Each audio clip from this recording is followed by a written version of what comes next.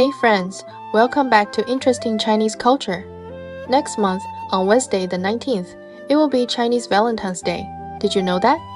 Every year, on the 7th day of the 7th month of the Chinese lunar calendar, many Chinese people celebrate a festival called Double Seventh Festival, the Double Seven Festival. Today, Chinese Valentine's Day is often packaged by shopping malls, restaurants, flower shops, and jewelry brands as a romantic holiday. Couples send flowers, have dinner, go on dates, and on social media, there are countless posts about love, gifts, and a sense of ceremony. Many people simply call it Chinese Valentine's Day. This name is easy to understand, and it is also very easy to spread. But if we only understand Chinese Valentine's Day as China's Valentine's Day, we miss the much richer layers of history behind it. In the beginning, Chinese Valentine's Day was not only a festival about romantic love. It was connected to ancient Chinese people's observation of the stars, to the way farming society understood time, to women's handcraft skills, to folk beliefs, and to local customs. Love is, of course, the part of Chinese Valentine's Day that modern people remember most easily. But the reason Chinese Valentine's Day has been passed down for so long is not only because the story of Niulang and Jinyu is touching. It is also because this festival brings together many important cultural ideas from ancient Chinese society. So in today's Interesting Chinese Culture, let's talk about the culture and historical development behind Chinese Valentine's Day. This festival is translated into English as Chinese Valentine's Day. It also has another name, the Qichao Festival, and it is also called the Girls' Festival. It is recorded in Semin Yuling, written by the Eastern Han scholar Qixi. Because the 7th day of the 7th lunar month is believed to be the birthday of the 7th sister, people eat foods such as qiaoguo and qiaoya noodles during the Chinese Valentine's Day festival, and they also take part in a series of qicao activities, such as threading needles to pray for skill, watching spiders to see if their webs bring signs of cleverness, staying up at night to make wishes, and airing out clothes. Chinese Valentine's Day first came from ancient star worship and later developed into the love story of Niulang and Jinyu meeting each other. It became a romantic night when young girls worshipped the star goddess and prayed to become clever, skillful, and good with their hands. The origin of Chinese Valentine's Day can be traced back at least 3,000 or 4,000 years, and its beginnings were closely connected with astronomy and seasonal changes. The earliest origin of Chinese Valentine's Day came from people's worship of natural celestial signs and time. As early as the age of the Book of Songs, people already had some understanding of the celestial images of Niulang and Jinyu. The way people named the stars came from their own experience of production and daily life.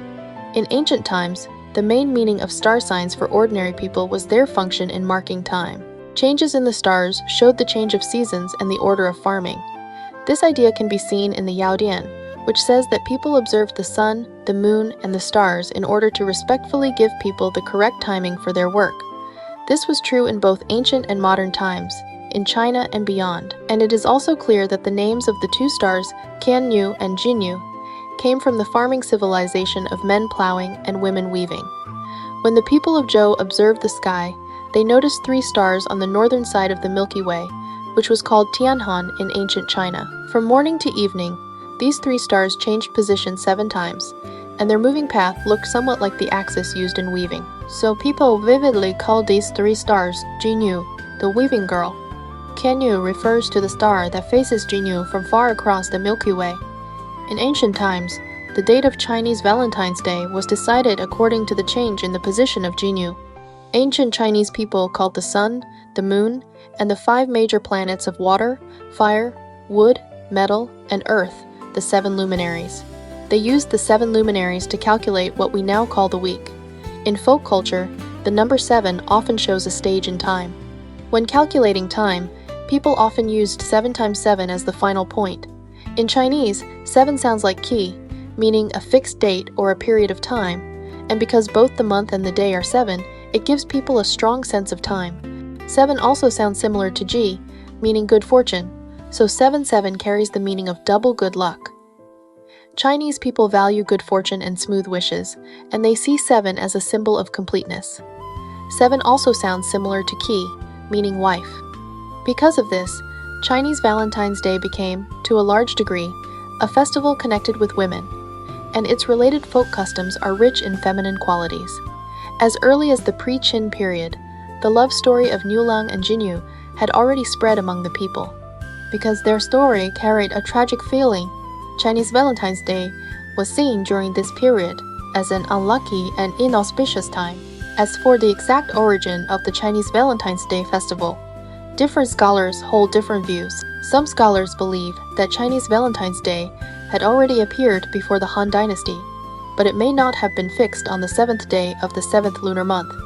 It may have been on the 1st day of the 7th lunar month. However, scholars generally agree that Chinese Valentine's Day roughly took shape in the Han Dynasty and officially became a festival during that period.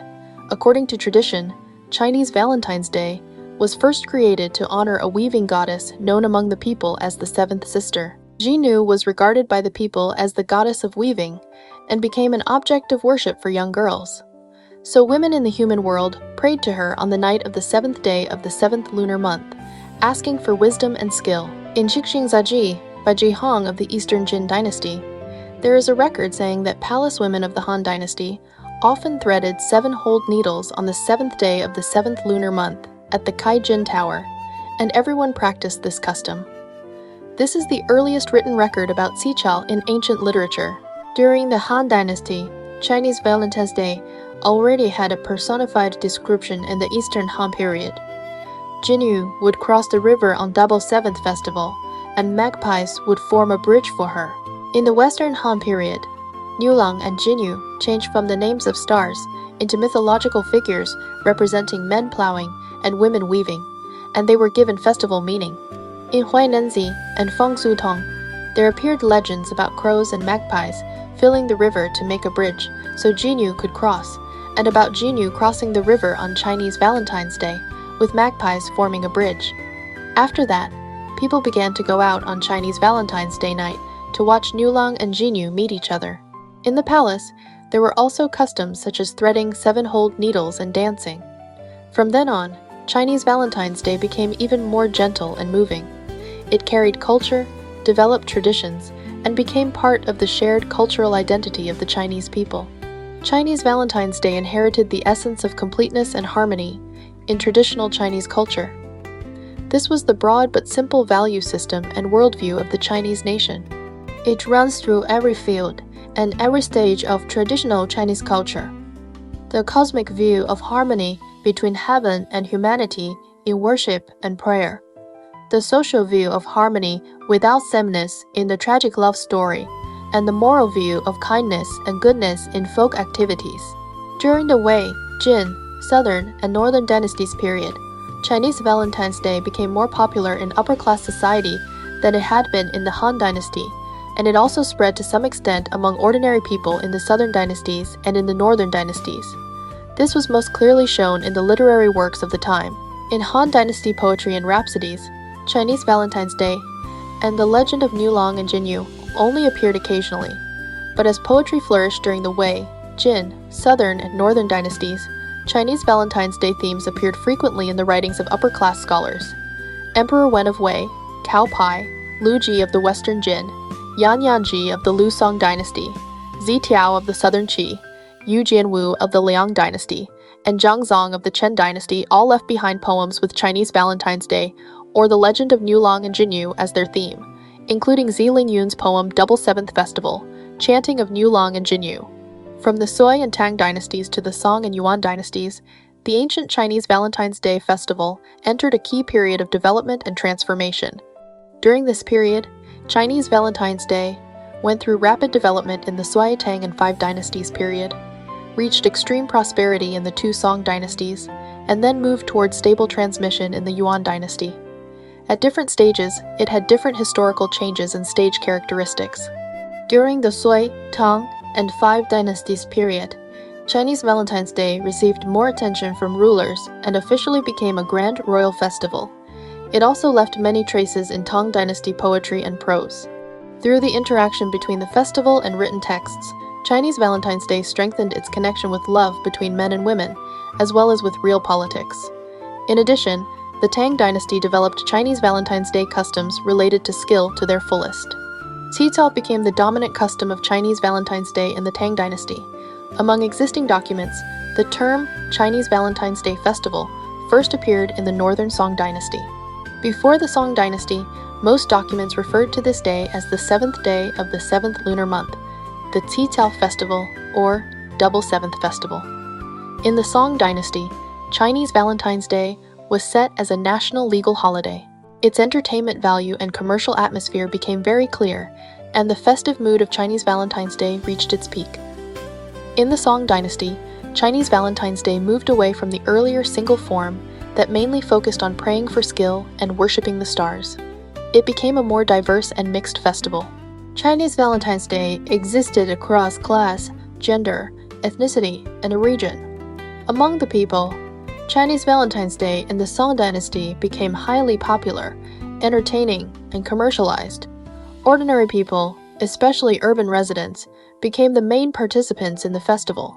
In the court and official system, Chinese Valentine's Day formally became a national legal holiday, completing a historic change toward orthodoxy, standardization, and legality. As for the Yuan dynasty, records related to Chinese Valentine's Day can be found in historical books, local gazetteers, and literary and theatrical works. Yuan drama, in particular, made frequent use of the legend of Nulong and Jinyu, using fictional writing to reflect reality. Before the Yuan dynasty, Chinese Valentine's Day developed new themes and customs in almost every dynasty, but this situation became rare in the Yuan, Ming, and Qing dynasties. Starting from the Yuan dynasty, the festival themes and major customs of Chinese Valentine's Day almost no longer changed in any major way. Its development shifted from the dynamic growth before the Yuan dynasty toward the stable and unified pattern of the Ming and Qing dynasties. After the Middle Qing period, the traditional Chinese Valentine's Day festival began to decline from its earlier prosperity. During the Jiaqing period of the Qing dynasty, there were already records showing that customs such as Qixi were becoming weaker. During the Republican period, reports about the gradual decline of Chinese Valentine's Day activities appeared often in books and newspapers. After the founding of the People's Republic of China, folklore materials from many regions showed that this custom had already disappeared. Under the influence of foreign culture, the spread of Western cultural holidays became a cultural product of modern economic globalization, and it also became part of modern everyday life. The Chinese Valentine's Day festival gradually became modernized, and almost unnoticed, it was given the label of Chinese Valentine's Day.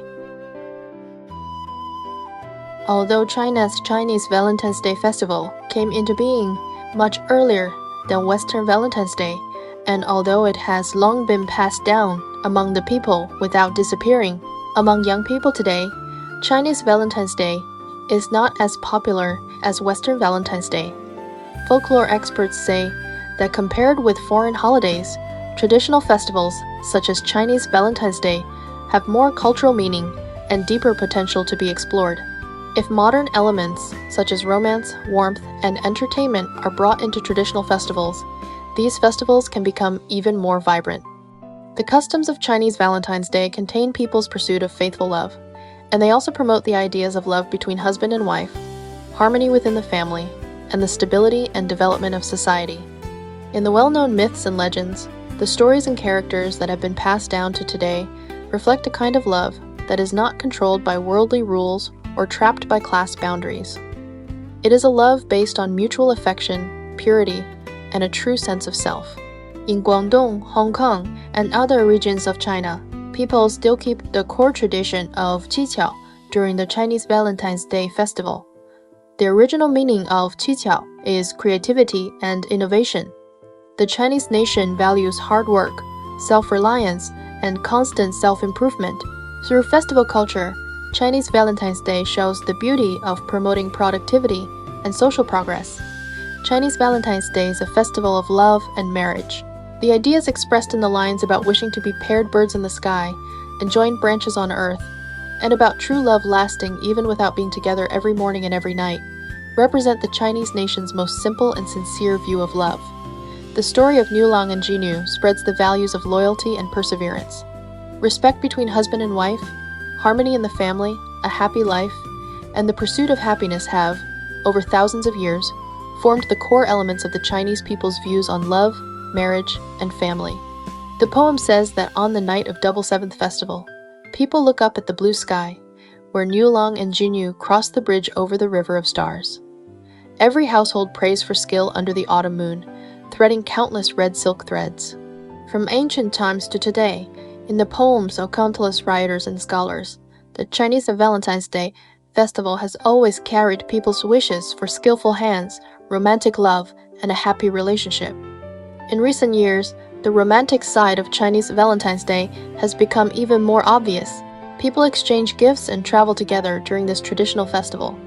On Double Seventh Festival, ancient people prayed under the moon for cleverness and skill, while the love story of Niulong and Jinyu meeting on the Magpie Bridge has been passed down for thousands of years. In recent years, both online businesses and physical stores have quickly noticed the business opportunities of the Chinese Valentine's Day festival. Chinese Valentine's Day has become an important holiday for joint discounts and major sales campaigns, somewhat like an online shopping trend using Valentine's Day as its selling point. Even today, many places in China still preserve all kinds of activities for the Qixi festival, and these customs have been passed down with strong cultural and historical meaning. In Qixi, Jiangsu, there is a Chinese Valentine's Day custom called the Incense Bridge Gathering. Every year, on Double Seventh Festival, people come to take part in building an incense bridge. The so-called incense bridge is made with different kinds of thick and long wrapped incense sticks. It is usually 4 to 5 meters long and about half a meter wide. Railings are added to the bridge, and flowers made of 5-colored threads are tied to the railings as decoration. At night, people worship the 2 stars and pray for blessings and good fortune.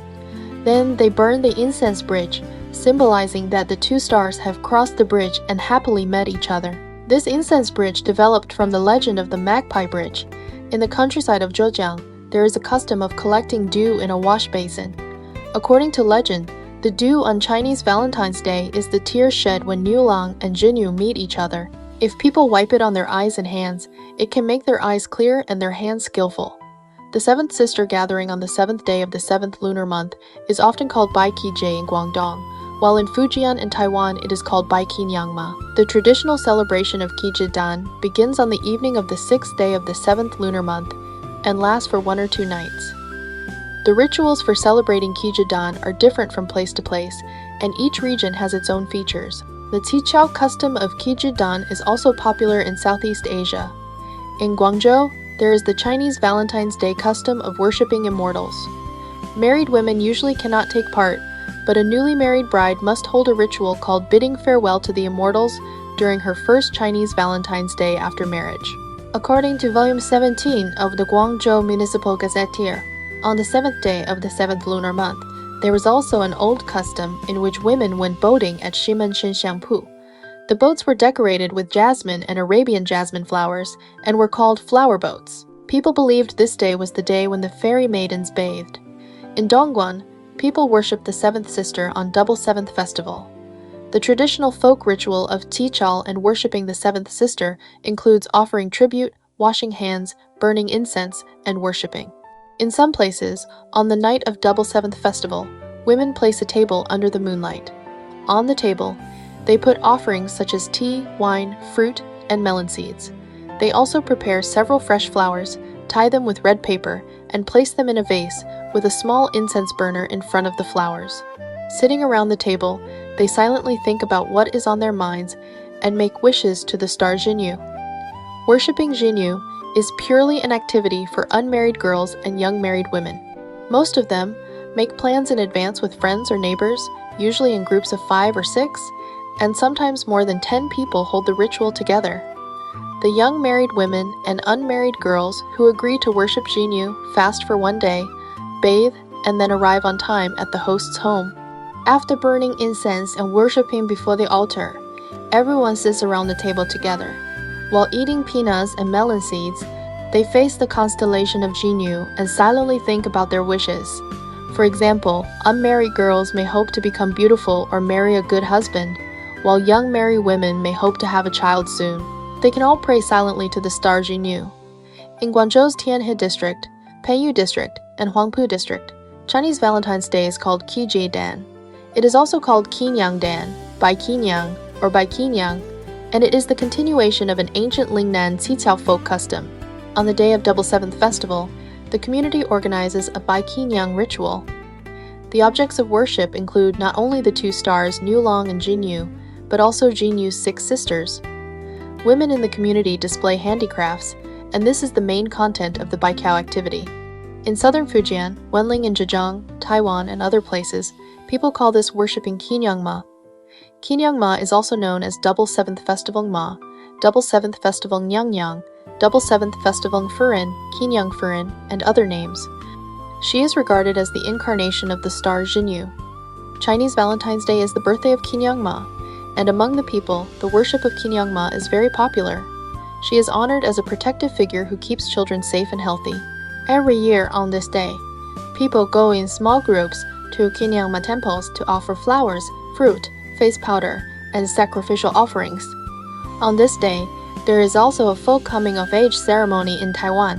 When a child reaches the full age of 15, the parents take the child, along with offerings, to a Qinyang Ma temple to give thanks, thanking Qinyang Ma for protecting the child through infancy, childhood, and adolescence.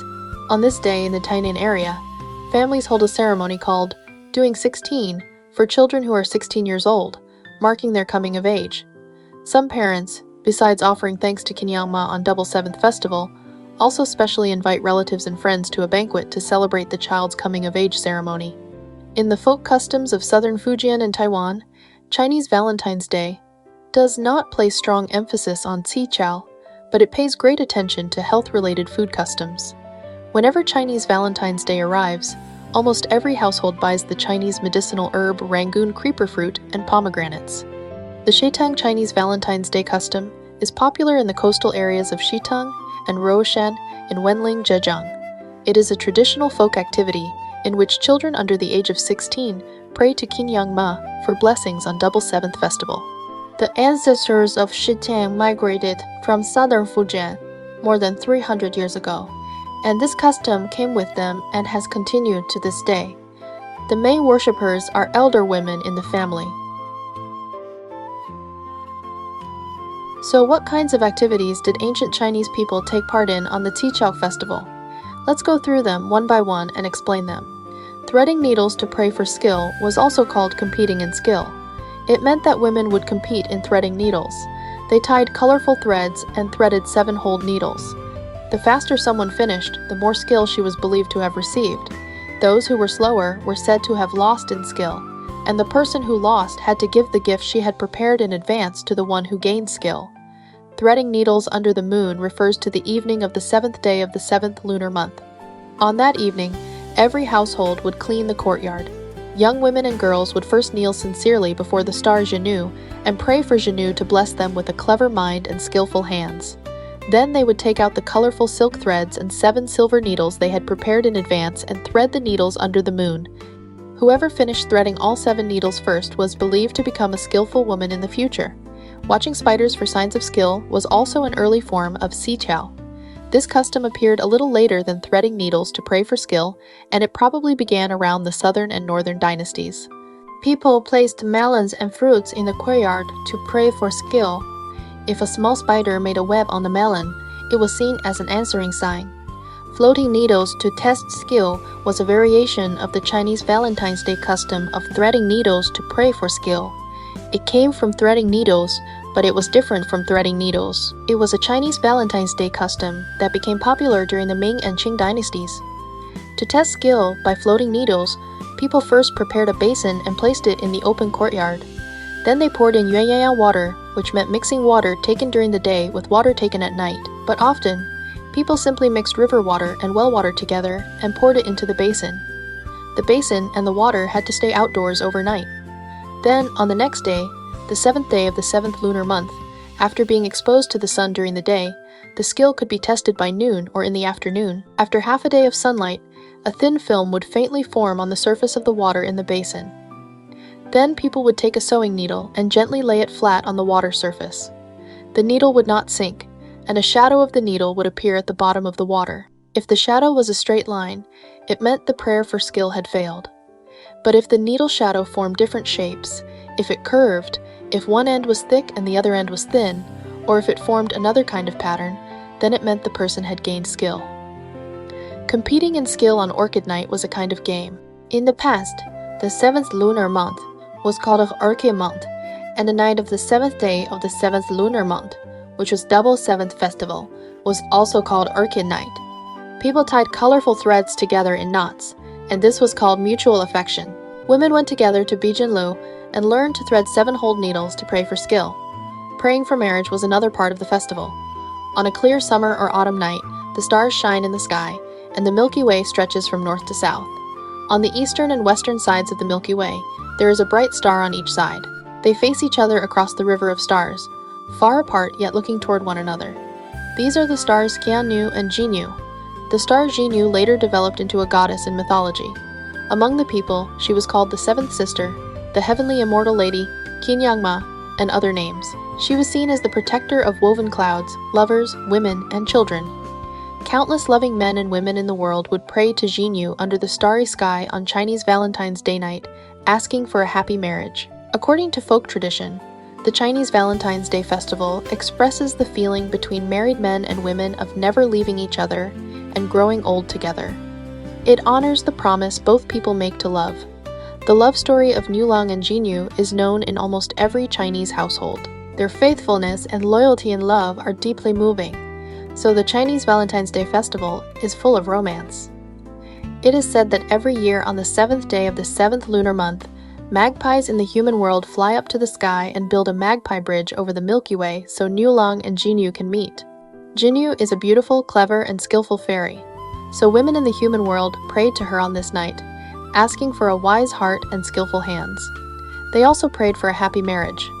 According to folk legend, on Double Seventh Festival, the 7 fairy maidens in heaven would come down to the human world and bathe in rivers. Because the river water had touched fairy energy, people believed that washing with it would not only bring romantic luck, but also help prevent illness. In places such as Beis and Qixi in Guangxi, people believe that the water on the 7th day of the 7th lunar month is very holy and clean. Chinese Valentine's Day water can drive away evil, prevent illness, and bring happy love and a happy life. This custom is connected with the local legend of the 7 fairy maidens coming down to bathe. In Han Chinese festival customs, a few days before Double Seventh Festival, people first spread a layer of soil on a small wooden board and planted millet seeds, letting them grow into fresh green sprouts. Then they placed small grass huts, flowers, and trees on it, making it look like a small village of country homes. This was called a shell board, or people soaked mung beans, red beans, wheat, and other grains in a porcelain bowl. When the sprouts grew a few inches long, they tied them into a bundle with red and blue silk threads. This was called planting life, and it was also known as the 5-life basin or the flowering life basin. Among Han Chinese people in many parts of the South, this was also called soaking skill. The bean sprouts that grew were called skill sprouts, and in some places, people even used skill sprouts instead of needles, throwing them onto the water surface to pray for skill. They also used wax to shape different figures, such as characters from the story of Niulang and Jinyu, or animals such as vultures and mandarin ducks, and placed them on the water to float. This was called floating on water. There were also baby dolls made of wax. Women bought them and floated them on water and soil, seeing them as a good sign for having children. Before the festival, people used several kinds of plants, such as wheat, mung beans, red beans, and peas.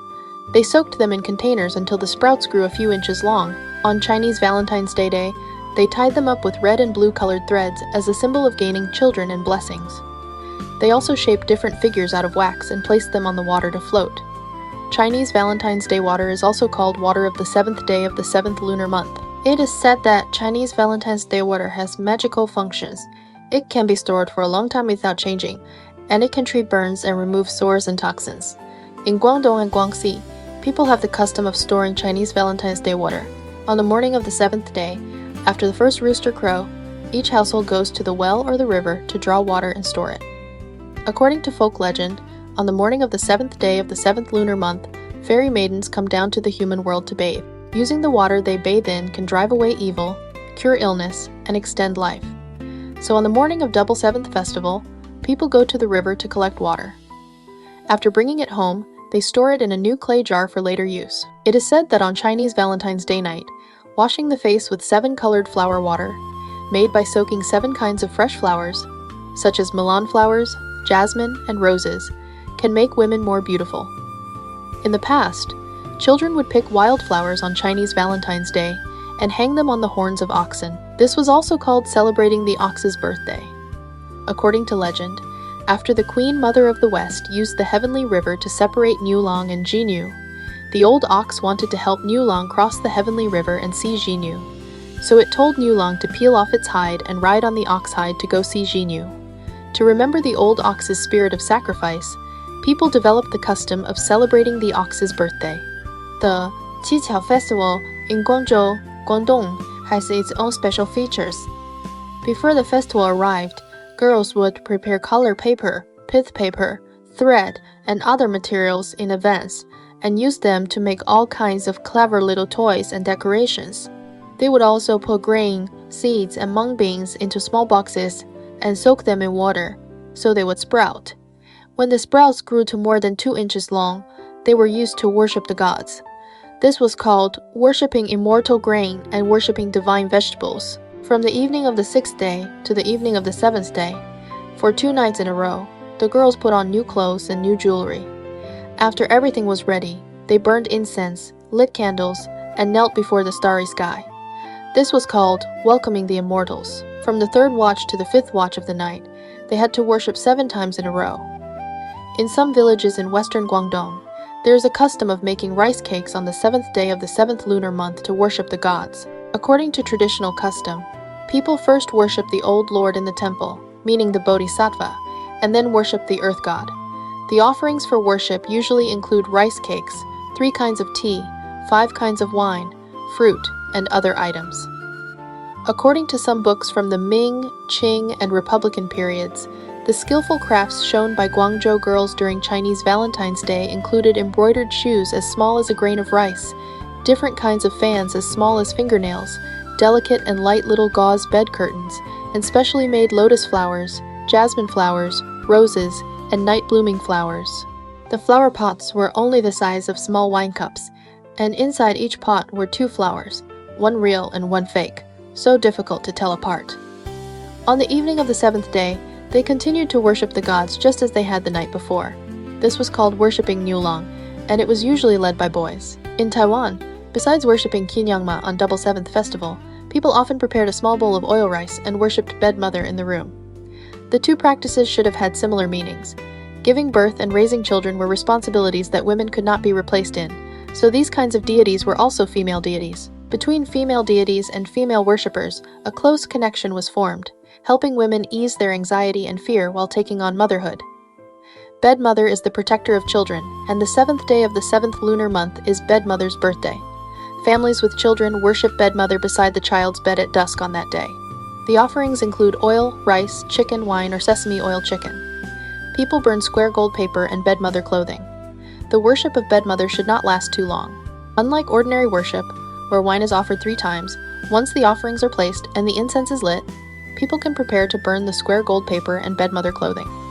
After the burning is finished, the offerings can be removed. People hope the child will grow up quickly, so they do not worship for too long, because they fear Bed Mother may spoil the child and make the child stay in bed. Dyeing fingernails is a Chinese Valentine's Day custom passed down in southwestern China. Yes, you heard that right. As early as ancient China, women already had the habit of dyeing their fingernails. In many regions, young girls like to use tree sap mixed with water to wash their hair during the festival. People believed this could make them young and beautiful, and for unmarried girls, it could help them find a good husband as soon as possible. Dyeing fingernails with flowers and plants was also a festival entertainment enjoyed by many women and children, and it was closely connected with fertility beliefs. Tying red hair cords was one of the Chinese Valentine's Day customs. It is said that if a family had a weak or sickly child, the parents would often tie 7 knots in a red hair cord on this day and place it around the child's neck, praying for heaven to bless the child with health and long life.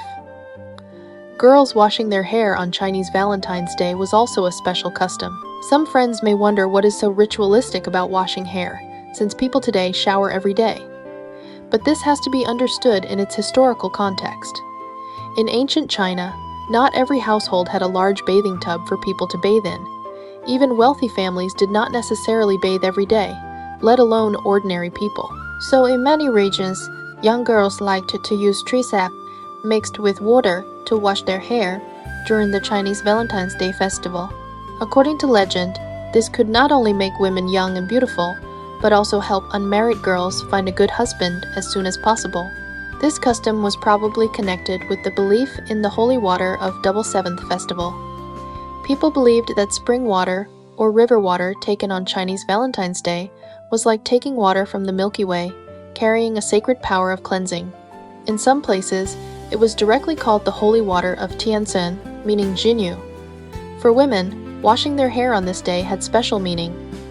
It represented cleansing their hair with the holy water of the Milky Way, and in this way, they would surely receive the protection of the goddess Jinyu. In addition, in ancient times, Chinese Valentine's Day also had the customs of airing books and airing clothes. It was said that this could prevent insects from eating them. People chose Chinese Valentine's Day to air books because it was believed that on the 7th day of the 7th lunar month, the heavenly gate opened and the sunlight was strong. It was the day when the Dragon King dried his scales. People often dried clothes, quilts, and similar items in the sun on this day to prevent insect damage, and scholars often dried their books on this day as well. After the Han Dynasty, cultural exchanges among different regions allowed festival customs to blend and spread, and the main traditional festivals had already become popular across the whole country. Judging from the historical records we have today, the period when the airing of books was taken seriously by the government began in the Song Dynasty.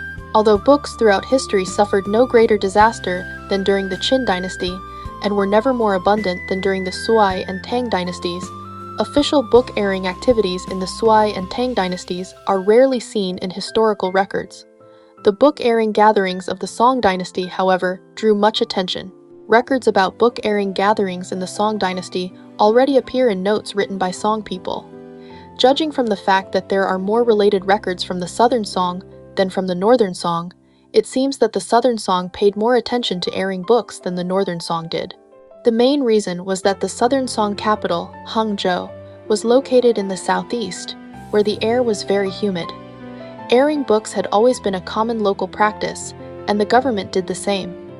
This was true in the Song Dynasty, and the Yuan Dynasty also had book airing activities.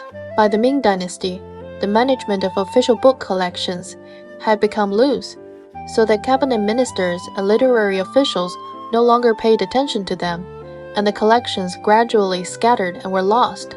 Official book airing activities were not continued. In the Qing Dynasty, book airing activities were no longer as standardized or large-scale as they had been in the Song Dynasty.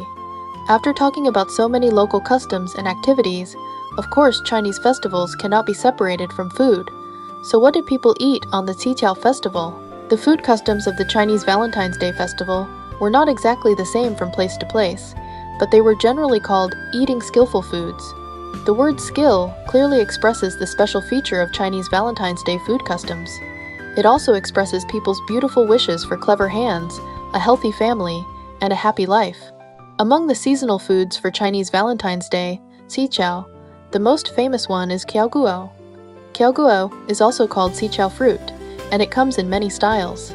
Qiqiao fruit was a traditional offering and sweet snack for the Chinese Valentine's Day festival. On Chinese Valentine's Day night, people brought Qiqiao fruit into the courtyard.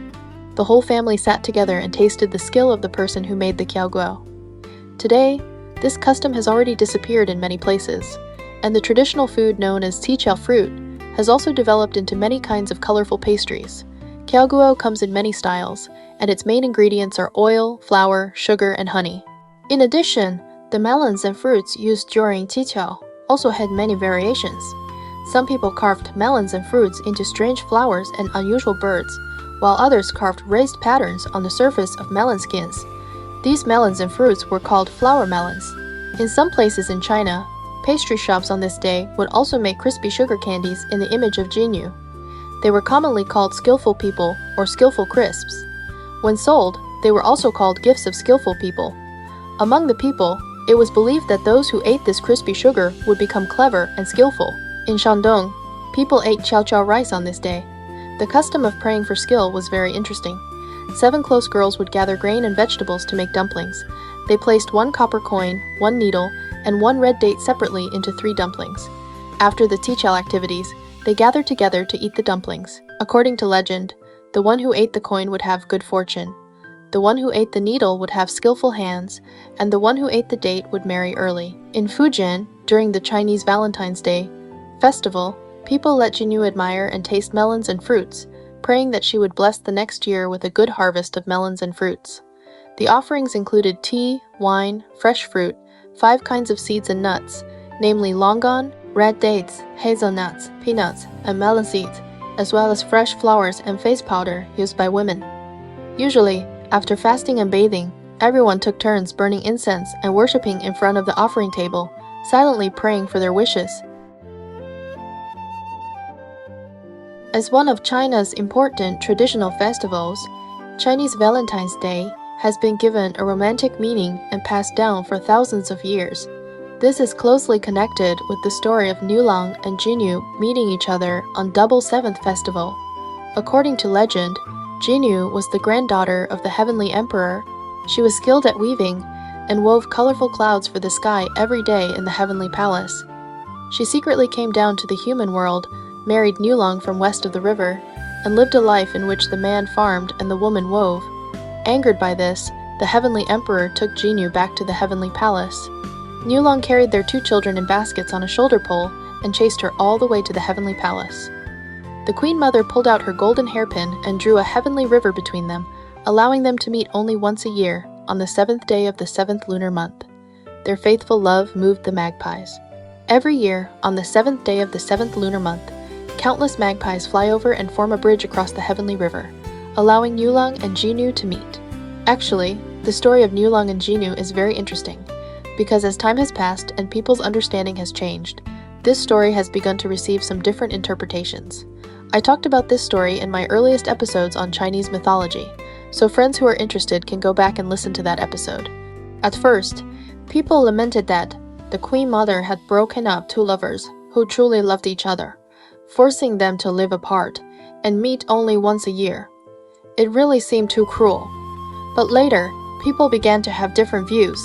The first question is, how exactly did Niulang make Jinyu stay and eventually become his wife? The details of the story have been told before. Jinyu needed her magical clothes in order to fly back from the human world to the heavenly palace. But before Niulang even knew Jinyu, when she was bathing by the river, he stole those clothes. This made Jinyu unable to return to the heavenly palace. Then Niulang appeared as a good man, gave Jinyu a set of clothes, and provided her with a place to live. Later, he married Jinyu. Until one day, Jinyu accidentally found her magical clothes, put them back on, and returned to the heavenly palace. Because Niulang did not want Jinyu to leave, he took the children and chased after her relentlessly. This was what forced the Queen Mother to step in, draw a heavenly river, and stop Niulang.